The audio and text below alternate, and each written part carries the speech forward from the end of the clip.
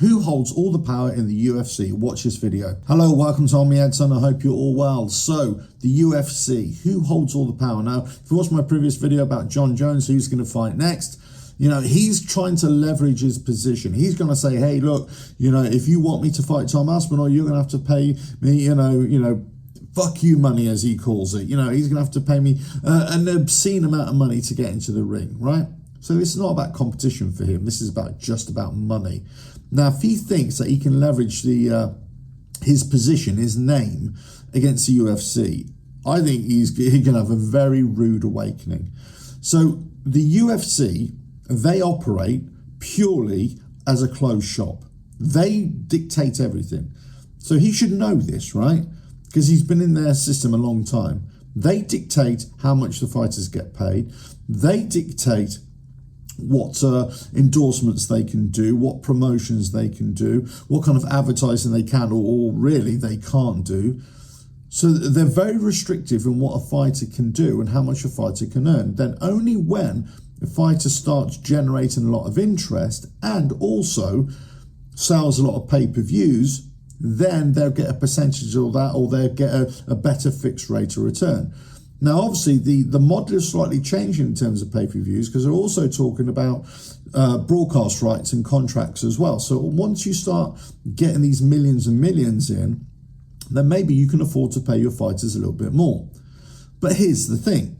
If Jon Jones thinks that he's going to get paid 20, 30, 40 million or whatever he thinks, this fuck you money is, then it's never going to happen in the UFC because he's got no leverage. Because one, he's not a young fighter. He's an old fighter.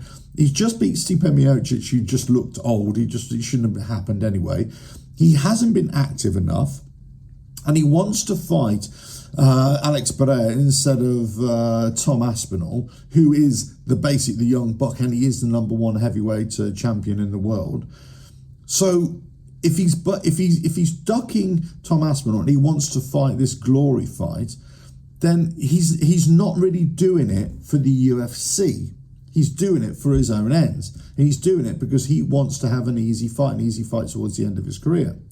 As a business model, this doesn't work because the UFC, they're not going to be dictated to by one of their commodities, because that's all he is at the end of the day. All the fighters are just commodities. He can't tell them how much he's going to earn or wants to earn over and above what he would normally get within a certain percentage. He can't say, right, okay, you've paid me 5 million for the last fight, now I want 15 million. They're going to say, no way, how do you think you are?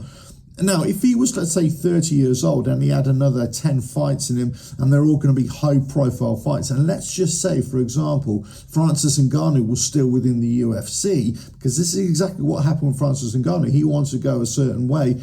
He wants to do something different.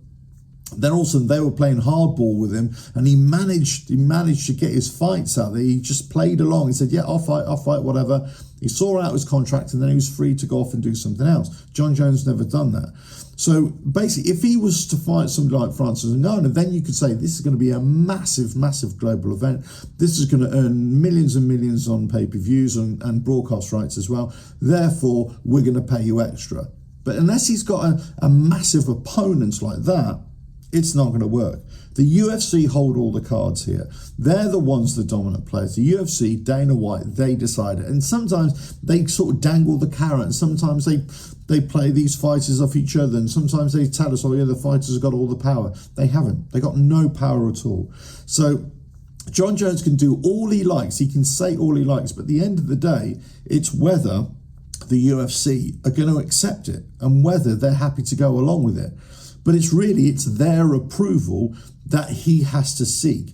He cannot determine, he cannot demand, and he cannot stipulate to them, you are going to pay me this. They're going to say, fine, if you're not going to fight, if you're not going to do as we say, we'll just strip you of the heavyweight title. That's it. We won't give you your marquee fight against Alex Pereira, and you can just go off into the sunset and retire. We don't care, because guess what? We've got the next generations coming through. We've got the hot house that is Pereira anyway.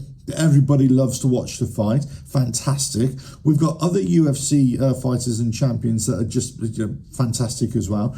And we've got the best prospect for the heavyweight division in a generation, Tom Aspinall, who's just cleaning up, or who would be cleaning up if, Jon Jones wasn't holding up the division. So, they don't need Jon Jones. Jon Jones needs them.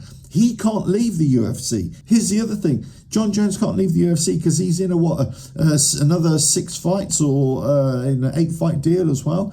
So he can't do something like Francis Ngannou did and see out another 2 fights of his contract. He's got to do another 6 fights. He's never going to do that. So he probably just wants to get the biggest payday that he possibly can.